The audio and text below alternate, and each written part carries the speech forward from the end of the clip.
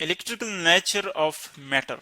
Electrical nature of matter में हम ये डिस्कस करेंगे कि जो हम आम तौर पर मटेरियल्स देखते हैं आम लाइफ में, जो चीज़ें हम देखते हैं common, for example stone, for example iron, for example कोई गैस आप कंसिडर कर लें, तो उसमें इलेक्ट्रिकल प्रॉपर्टीज हम किस तरह डिफाइन कर लेते हैं, यानी किस किस वजह से होती है, ये चीज़ें हम यहाँ पर डिस्कस करते हैं।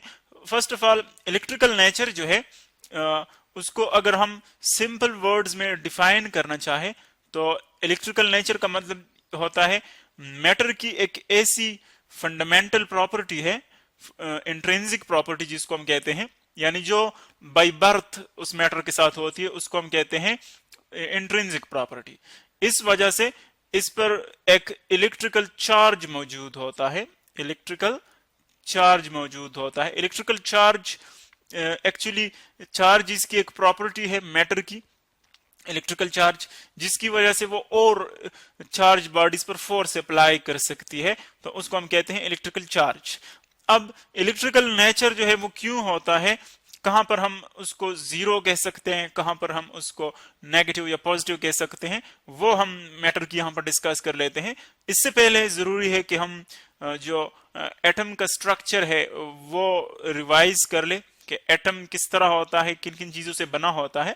फर्स्ट ऑफ ऑल हम कंसिडर कर लेते हैं यहां पर न्यूक्लियस। न्यूक्लियस में हमारे पास टू टाइप्स के पार्टिकल्स होते हैं, न्यूट्रॉन्स और प्रोटॉन्स।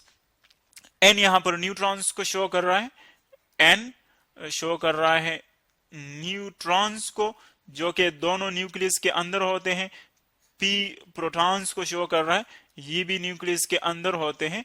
अब देखिए न्यूट्रॉन्स और प्रोटॉन्स जो है चूंकि दोनों न्यूक्लियस के अंदर है तो इन दोनों को कंबाइनली हम क्या कहते हैं, न्यूक्लियॉन्स। न्यूक्लियॉन्स, न्यूक्लियॉन्स का मतलब है ऐसे पार्टिकल्स जो कि न्यूक्लियस के अंदर हो, उनको हम न्यूक्लियॉन्स कहते हैं।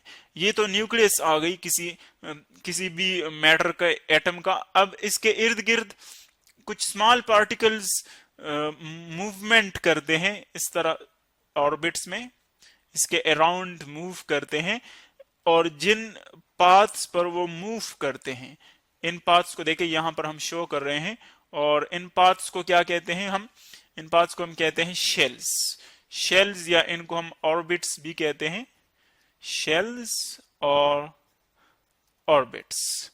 अब देखें तीन किस्म के पार्टिकल्स आ गए, एक न्यूट्रॉन प्रोटॉन न्यूक्लियस के अंदर, और बाहर इन शेल्स में स्मॉल पार्टिकल्स होते हैं जिनको हम कहते हैं इलेक्ट्रॉन्स। फर्स्ट शेल में 2 होते हैं, सेकंड में 8 होते हैं, इस तरह थर्ड में, फोर्थ में मुख्तलिफ नंबर ऑफ शेल्स हो सकते हैं मुख्तलिफ किस्म के एटम्स में।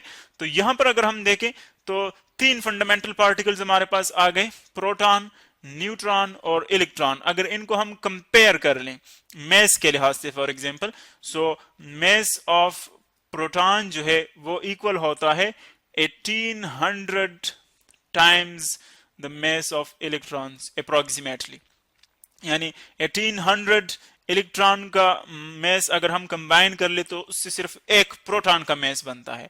इसी तरह जो मैस ऑफ न्यूट्रॉन है वो भी अप्रोक्सीमेटली इतना ही होता है, 1800 times of mass of electron. यानी हम कहते हैं कि मैस ऑफ प्रोटॉन और न्यूट्रॉन जो है वो तकरीबन इक्वल होते हैं। ये तो मैस की प्रॉपर्टीज हैं कि कितना कोई ऑब्जेक्ट हैवी होता है, कोई पार्टिकल इसके अंदर।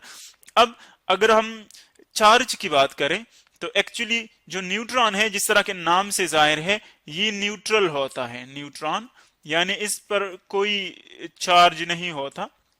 या हम यूं कह सकते हैं कि अगर इसके करीब हम कोई और चार्ज बॉडीज ले आए तो ये उस पर कोई उसका इफेक्ट नहीं होगा, यानी उसको अफेक्ट नहीं करेगा। सो इस पर कोई चार्ज नहीं, जीरो चार्ज होता है।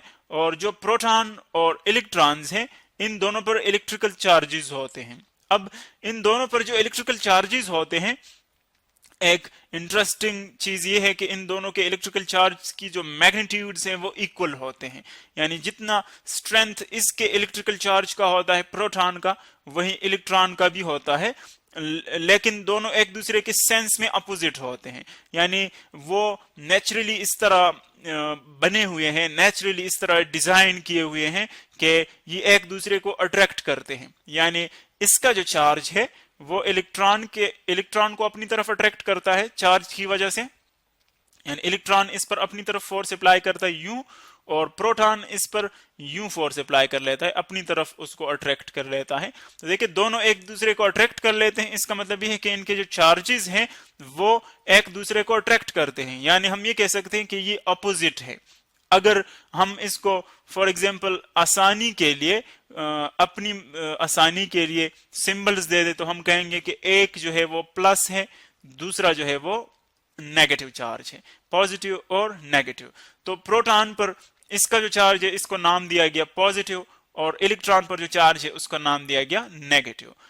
ये कोई मैथमेटिकल पॉजिटिव और नेगेटिव इसकी अटैचमेंट इसके साथ कोई नहीं है, कोई ताल्लुक नहीं है नेगेटिव और पॉजिटिव का, सिर्फ हम इसीलिए इनको पॉजिटिव और नेगेटिव कहते हैं क्योंकि एक दूसरे के अपोजिट है।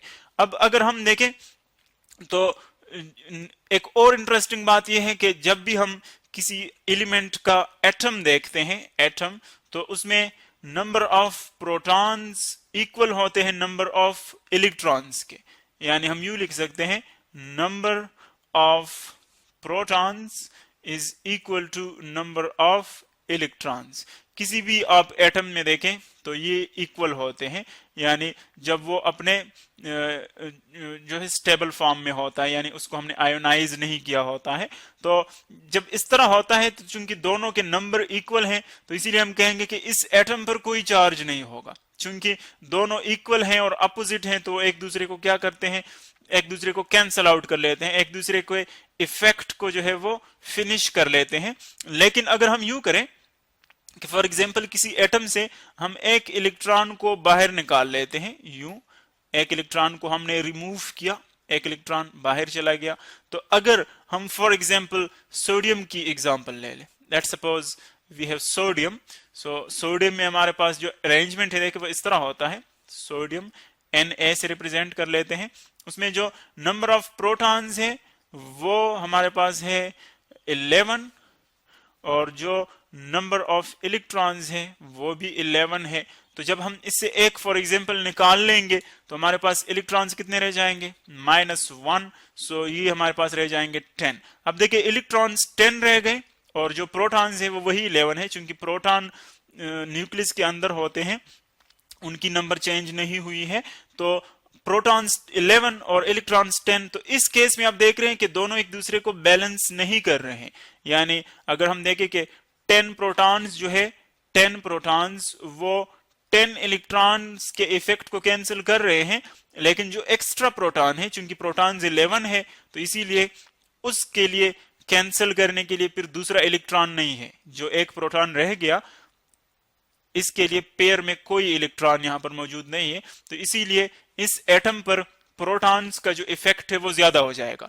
तो हम कहते हैं कि जब प्रोटॉन्स का इफेक्ट ज्यादा हो जाएगा तो चूंकि प्रोटॉन पर हम चार्ज कौन सा कंसीडर कर लेते हैं, वो हम पॉजिटिव लेते हैं, उसको हम पॉजिटिव कहते हैं। तो इसीलिए इसके ऊपर एक चार्ज आ जाएगा इस एटम के ऊपर, और हम कहेंगे कि इस पर पॉजिटिव चार्ज आ गया। यानी पॉजिटिव चार्ज का मतलब ये है कि इसमें नंबर ऑफ प्रोटॉन्स जो है वो ज्यादा है।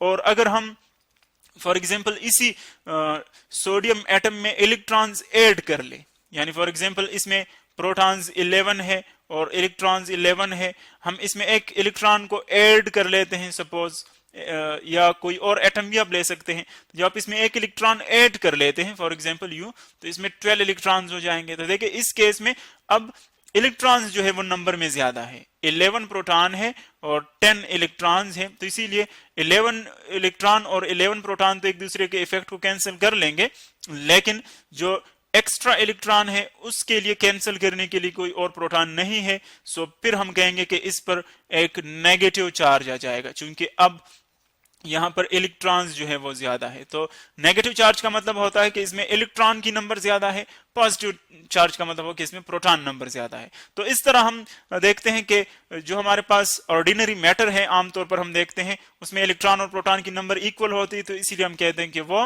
न्यूट्रल है, यानी उस पर कोई चार्ज नहीं। लेकिन अगर हम किसी तरीके से उसके चार्ज को इम्बैलेंस कर ले, इलेक्ट्रॉन्स को निकाले या इलेक्ट्रॉन्स को ऐड कर ले, तो इस केस में जो फिर इम्बैलेंस आएगा वो हमें शो करेगा इलेक्ट्रिकल चार्ज।